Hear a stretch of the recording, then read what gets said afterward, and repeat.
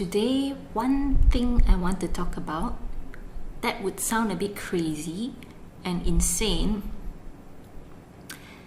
is voices in my head.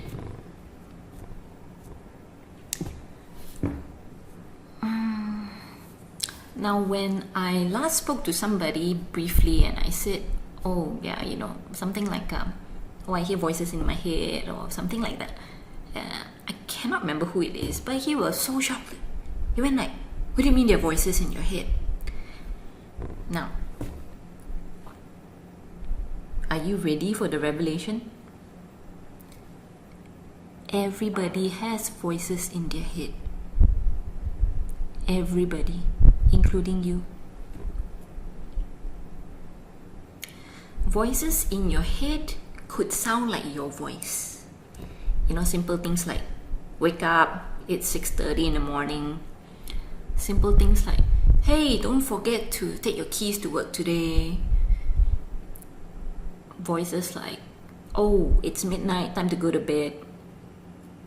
So whenever somebody says they do not hear voices in their head, don't for 1 minute believe them, because everybody has voices in their head.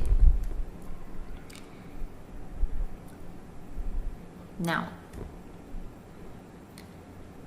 voices in your head primarily dictate how you live life, right? Like the examples I mentioned, it's time to wake up, it's time to eat breakfast, it's time to go to work.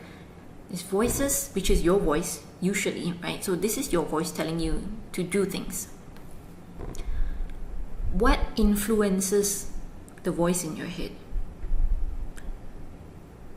How does the voice in your head get character?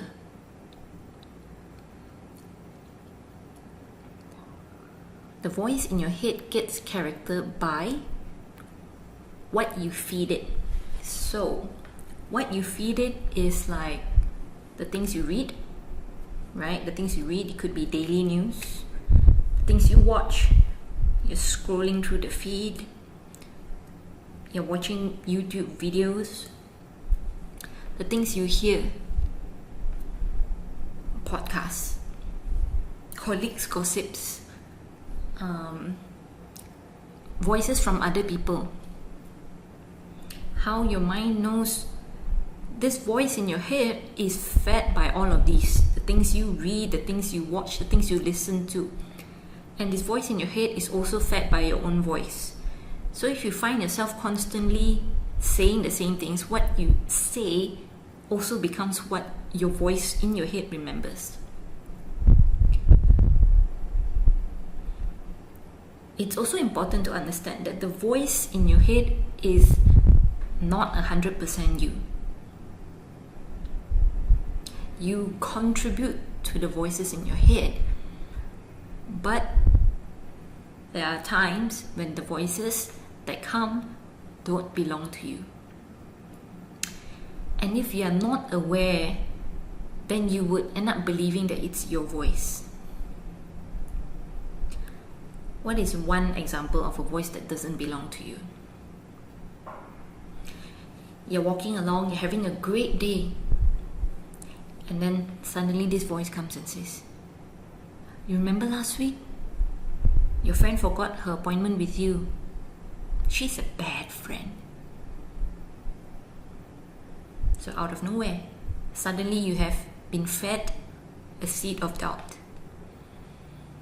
The voice could be while you're trying to cook dinner, and the voice says, wow, your cooking sucks. You're a bad cook. Not your voice again. You could be driving and somebody overtakes your lane, and that voice goes, that person, he is a lousy driver and he's breaking the law and he overtook me. Of course, I censored a lot of bad words in between. Voices in your head include voices of other people. Case in example, the voices you grew up listening to. It could be your caretaker, it could be your nanny, If you grew up in a household where you were constantly scolded, constantly looked down upon, you might have that voice in your head. When you're doing something, that voice corrects and says, wow, you're such a loser. And you sometimes can hear the voice of your caretaker in your head. Wow, you're such a bad boy. Wow, why are you so disobedient? It is imperative to determine which voice is yours and which is not.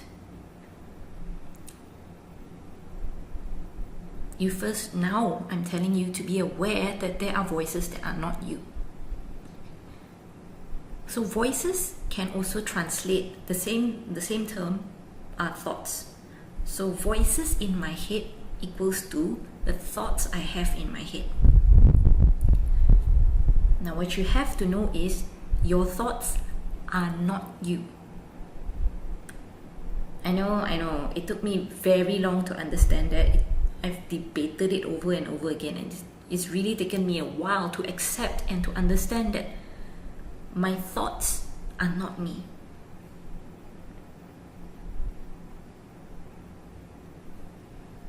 Thoughts form a part of me. I think about things, but like I've mentioned earlier, there are a lot of things that are input from external sources, a lot of things that are input from environment factors from the time we were growing up. So the thoughts that are really me are maybe this much, but these are the thoughts that come in from external sources, that come in from background and beliefs. So it's important for you to know that not everything is your voice. And you have to take time to determine which is your voice and which is not. Why this is important is because your thoughts form your world. Okay, understand two things. First thing, thoughts are not your world. However, when left unchecked, these thoughts form your world.